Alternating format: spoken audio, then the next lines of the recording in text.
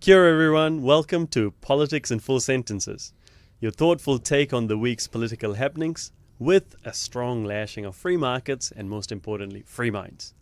I'm your host, Ruwan, and joining with me today is the ACT Party Deputy Leader, Beth Holbrook. Evening, Ruwan.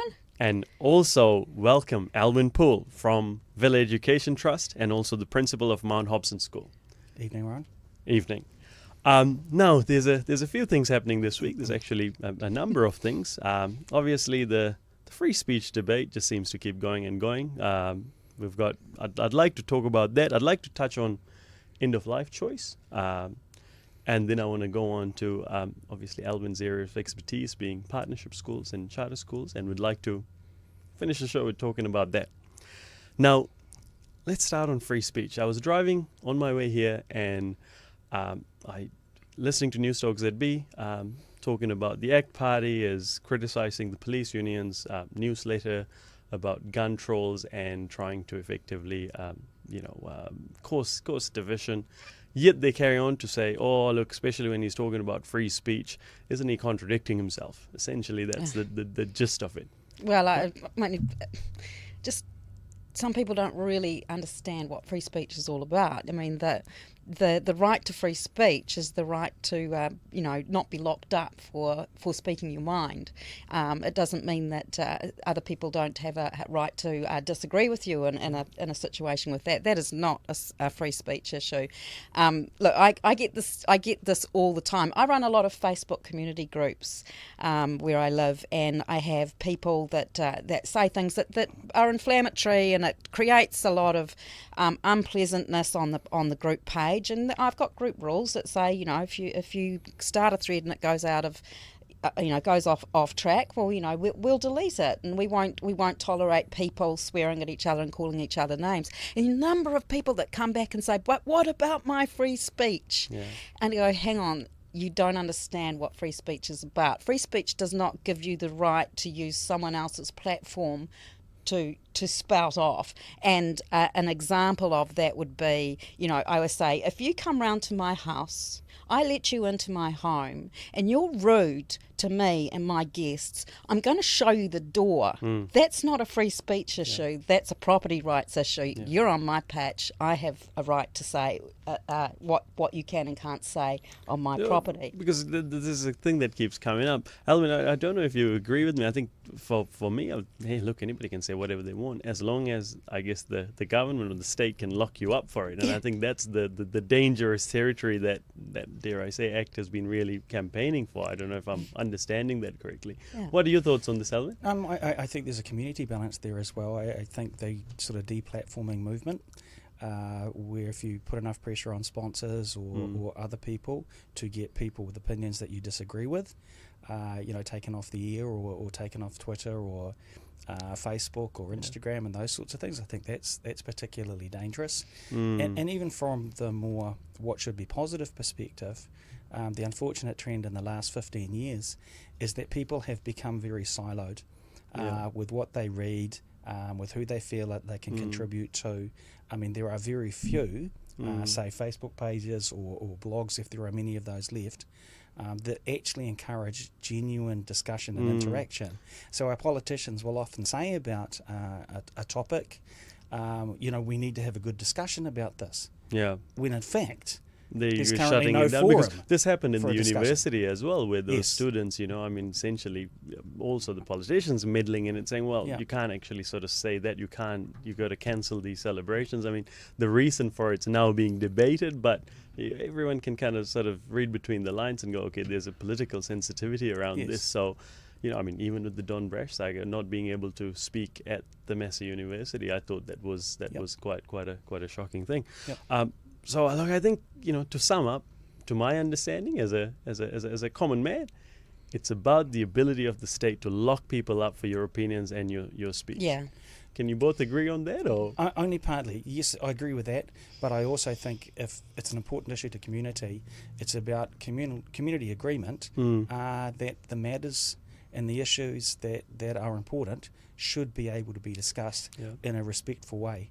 and that respectful. I guess that's what you're saying about your Facebook pages. Yeah. It needs to be respectful. On that note of respectful conversation, let's move on to end of life choice. You know, I mean, that's actually obviously going through a reading again.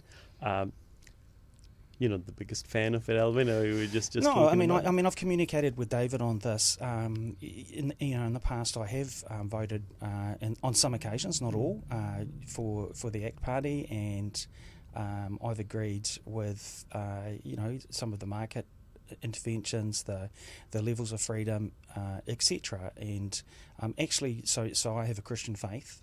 It's a very important part of my life, the most important part of my life, and I also discuss things in those circles. And the discussion in the last few months, particularly around a support party for the National Party, has been where the Christian vote goes. And many Christian people would look at the ability to earn an income, to have choice in terms of where you live and how you live and all of those sorts of things, to be responsible for your own life, etc., as things that are actually really in keeping, say, with the New Testament.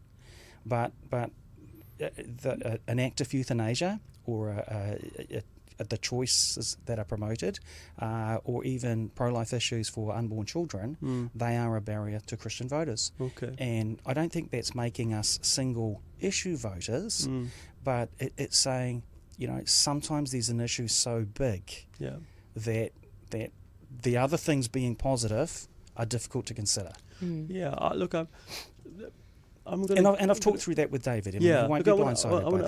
I want to go to Beth on this because, what's your opinion on this, Beth? Do you, Well, it's interesting listening to Alwyn, and I think we respect, his beliefs on that one. But this is the thing, there is no custom-fit political party for every individual in the country, and there never will be.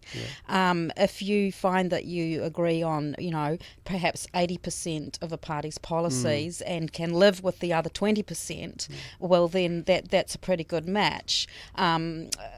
Alwyn's indicating that 20% or 10% of it might only be is something that he personally can't live with. Unfortunately, there is not that custom fit party for everyone, so we all have to weigh up those decisions. I think in when it comes to ELC, like from a very personal point of view, for me, I know in my own family, parents probably, it's not an option they'd take, but then again, they might not take the additional care and the medicines and that we have to prolong the life, dare I say, artificially, and also get to that point. And then again, I've had some friends who have gone through a whole lot of suffering because there was no choice, and they've effectively been prolonged. So a lot of doctors will actually speak kind of against that, and I think one thing that David and ACT could do that would bring more balance to the discussion is also emphasise the quality of palliative care and the quality of care for the elderly. Because at the moment it just looks like a very blank, when it gets tough, bail out. And I know that's not intended. I agree with you on that. When it gets tough, you bail out kind of thing. But at the same time, there are some people that actually want to have the choice of, look, you know what, I don't want to be drugged up when I go. I want to live a good life. I want to have some sense of control over it, whilst still, being true to one's own spirit.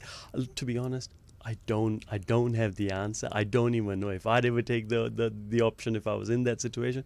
But I respect your views, and I think the fact that you're here, and the fact that you can have differing opinions and still be at that stage where we can talk about.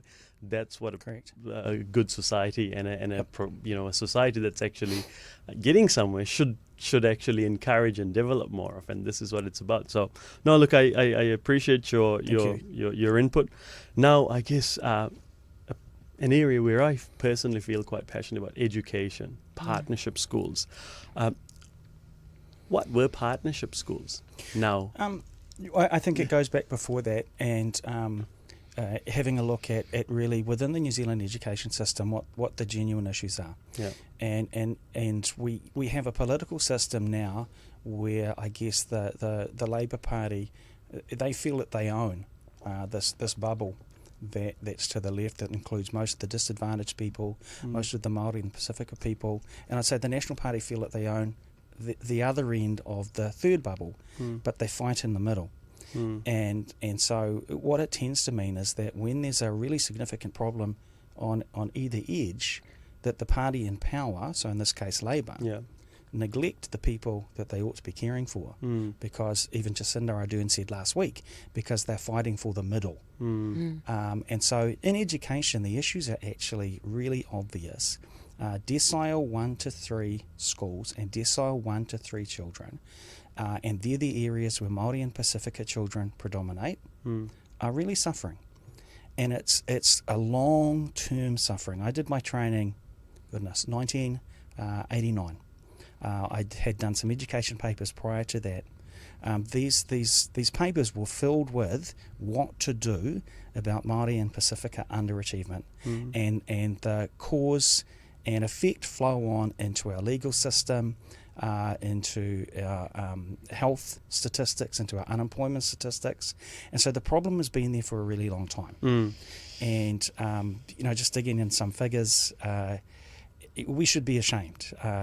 So for school leavers, 67% of Asian school leavers get university entrance, 44% of European, 20% of Māori, and 19% of Pacifica.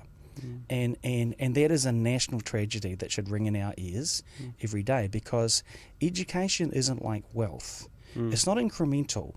What happens with education is that every year a cohort of year 13s go off the end of a cliff. And if they've been well taught and well organised and well supported and well resourced, they fly. If they haven't, they're lemmings, and they don't get another chance. And there's no urgency, and that's a really big deal. And another statistic that came out that we're looking at today. So this morning I was speaking to an organisation called Ngākura a Iwi, who have 34 schools, Māori schools, and we looked at the statistic where at New Zealand's major engineering school, over 4 years for their 2,000 entrants, only one was from a decile 1 school.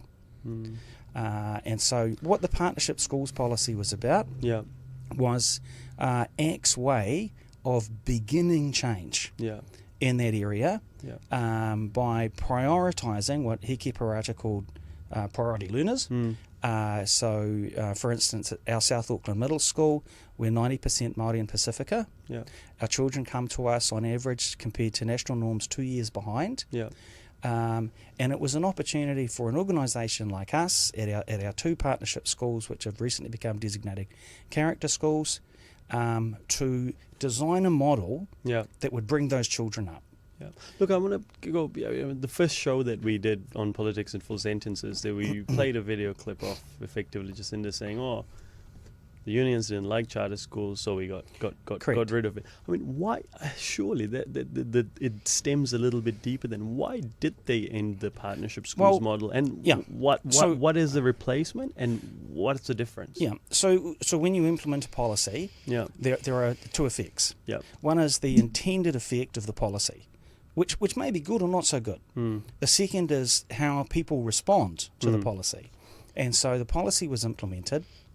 See, we began a school at South Auckland Middle School. A typical state school of that size would have started on 27 million. We started on 1.2. We had 4 months to set it up, as opposed to the 2 years to 18 months running. We provided free uniform, we still do, free stationery. And there's all good theoretical reasons for this. Didn't ask for donations, had 15 in a class, split the day, and designed a curriculum that really suits these children. We can now show statistically, through a program called eASTIL and an adaptation to it that we've designed, that our children are making just under 1.5 years progress for each year with us. So it's all good news. And there was one abject failure, a school that never should have been authorised in the first place, which put a huge millstone around the rest of our necks. The contract, I have to say, and again, this isn't a surprise to David, the contract initially was quite badly written in some areas that also made it difficult. But But we and the other partnership organisations got our heads down, got on with it. We rode and the bad press. The critical question is, have you learned from that failure as partnership school model and from government departments? If you've learned from that sort of failure, as you clearly pointed out, the failure of the initial school, the that's one that right, went. yeah. Well, I learned from it. We told them beforehand that it wasn't that one wasn't going to run, that it wasn't going to work. But there was a degree of belligerence, and some of the promises weren't well kept. So initially we were promised that because the partnership schools effectively existed because state schools were failing. And if state schools are failing, they're under the monitoring and administration of the Ministry of Education. So therefore, by definition, or follow through, the Ministry of Education are failing. Yeah, that's right. So therefore, when the partnership schools were being established, we were told that we would be administered by an organisation that wasn't the Ministry of Education, because effectively we're a bad smell in the Ministry of Education's nose. And so we ended up with all sorts of issues with the ministry. We took them to 6 formal disputes about their non-performance. There are really good people in the ministry, but I don't think that they had any significant heart for the partnership schools, and that was a big deal. Go to you. Well, Alwyn's obviously got a lot of knowledge on the subject that I haven't got. Absolutely, but sorry, I'm also just absorbing it all in, because there's a lot of knowledge, and I'm also thinking about my own children's school as well, and reading in a report where he had to go through 6 different officers before he could get sort of anything done, particularly in terms of renovations. But the impression I get from that and other stories I've heard is that there wasn't a lot of cooperation from the ministry. No. In fact, they probably put up a lot of barriers, and the minister at the time probably wasn't really helping that relationship I think either. Hiki Parata had every intent of being a very good minister. And I would say, compared to Chris at the moment, at least she set some goals. But the NCA Level 2 goal was an abhorrent goal to set because it's not a change point, and because all of the children could achieve Level 2 NCA through all manner of means. Whereas if she'd set a UE goal, even if it was a UE goal on top of NCA Level 2, then that would have been something. But she certainly got spooked by the partnership school thing. She got spooked by the bad media. Let's bring it to now. I know now that they've basically, instead of actually shutting them down, they've been changed into special character schools as such. What does that actually mean? What are the challenges that you face, or any opportunities, if any? So we're looking for a couple of points of integrity. Because when as I said, we're pretty apolitical. If someone jumps in and does an incredible job, and education's our thing, then we go just yay. And I mean, Chris became Minister of Education, Chris Hipkins. The first thing he did was ditch national standards, which I probably agree with. But it also did need some sort of, even if it's in-house, indicator system that schools could use and use to communicate to parents. He then ditched Aspire scholarships. Now, Aspire scholarships are for low decile children to go into private schools, and so again, one of the first things he's done is harm some poor families. And the only justification seemed to be, if we can't help everyone, we might as well not help anyone, which isn't a great justification. And then he said, okay, we're going to put the partnership schools through an easy transition. It was anything but easy. And in fact, the Prime Minister, they gave us those assurances.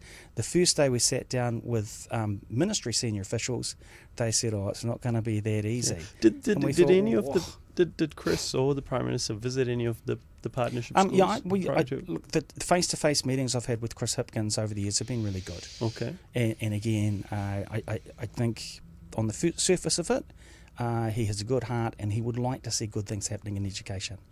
He has his hands absolutely tied by the teacher unions. Look, I think one of the things that I struggle with, I remember even at the parliamentary opening, was like, we're going to put our children at the forefront of everything we do, and I know for a fact, having paid a bit more attention to the charter schools, it was really starting to make an impact on these children's lives, and you've got 2,000 odd kids where it's starting to change lives. That's not a lot of children, and I think that's important. That it's not a huge amount of children, but what you had was an indicator light Yeah. that these children who were starting well behind were able to be caught up. That's right. And therefore, if it happens there, it can happen in other places too. Yeah. I think the second piece of integrity that we were and are looking for from the government is that both Chris and the Prime Minister said that they have recognised that they need to provide more innovative opportunities for people like ourselves, and that they intend to do that through the designated character model. And the Minister months ago and the Prime Minister promised that there was work being done on that. So you asked what opportunities. Well, we currently have an application in for a designated character school in the Bay of Islands. With we believe significant need there. And we're about to put an application in for a designated character school within Central Auckland to help children with autism and children with ADHD, with behavioural issues, children with high ability who aren't being catered for. And so I guess we're saying back to them, you said that you would allow more innovation. Right, Here we are, we're ready to go. What about the challenges from going from, I guess, the turning into special character schools? Are there any challenges? I know I've heard the term before. They've said, there's a, it's like the handbrake on the ability to run. I mean, I mean, there are good things and bad things. I guess, the unions who are pretty apathetic about charter schools, they've backed off and, got on with the job that they should have been doing all the time. And was that to do with collective bargaining? A little bit, I suppose. And then the second thing, which kind of leads on to the teacher strikes too. And us pointing out that our teachers don't go on strike and all of that sort of stuff. Because I'm really fascinated about the teacher strikes, because that's something I've struggled with. I know Beth, I'd love to get a bit more of your opinion on the teachers, because something I've struggled. I know the typical counter argument for, I guess, the collective bargaining, saying, no, everybody does the same job, and no teacher should be rewarded more, or I don't buy into that, because every other profession, every other industry operates in that way. In a private sector, I guess, in a different business or a private school, you've got to be able to trust your leader. You trust your CEO, you trust your principal or your board. There's got to be a way to measure that, to kind of turn around and say, no, it cannot be achieved. Surely that's not correct.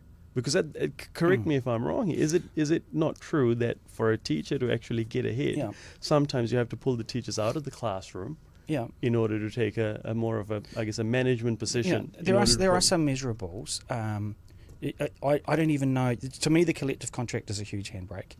And it's a huge handbrake for two reasons. One is the geographical that you pointed out, but second, by decile, principals can't incentivise. And, even if you broke it a little and you said for the decile 1 to 3 schools, we're going to superfund them. We're going to provide a business manager alongside the principal, so the principal can focus on academics.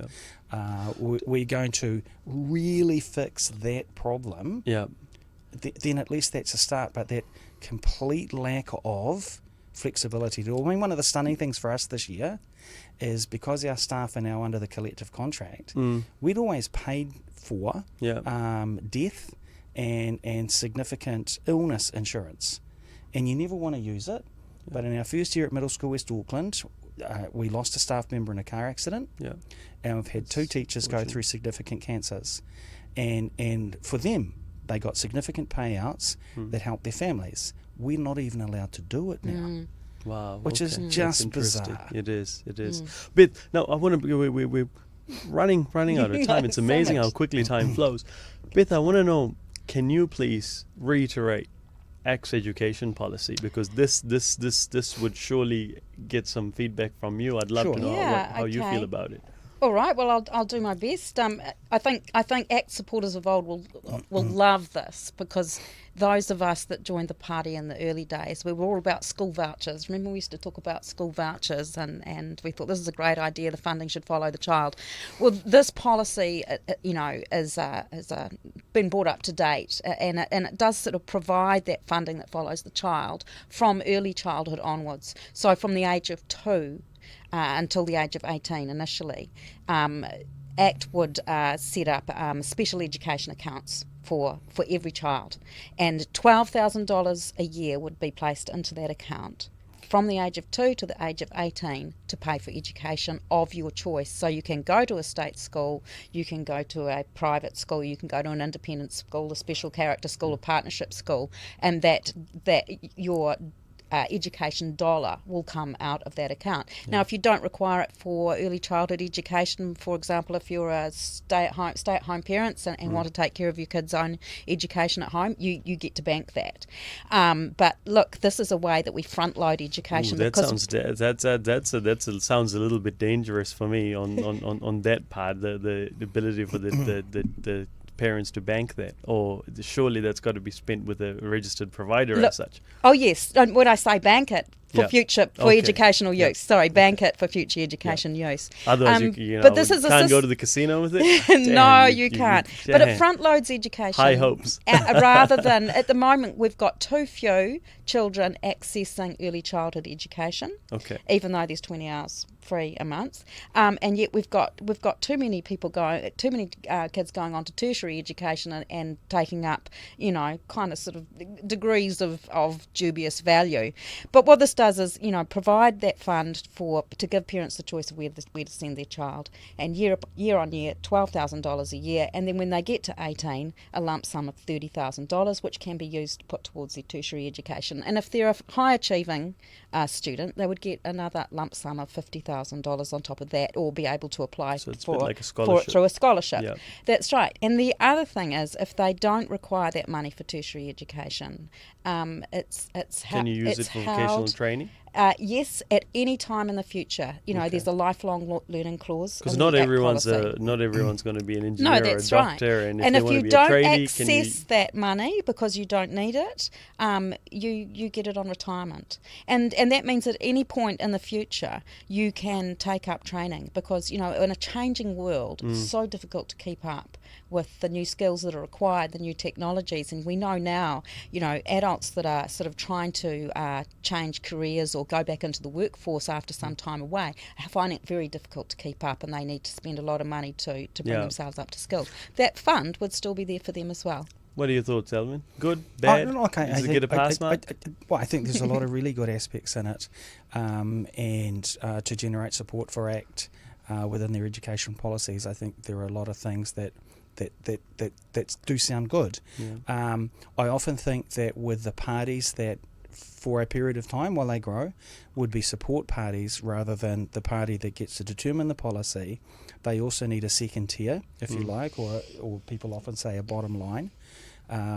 And again, looking ahead, you asked how are our schools going now.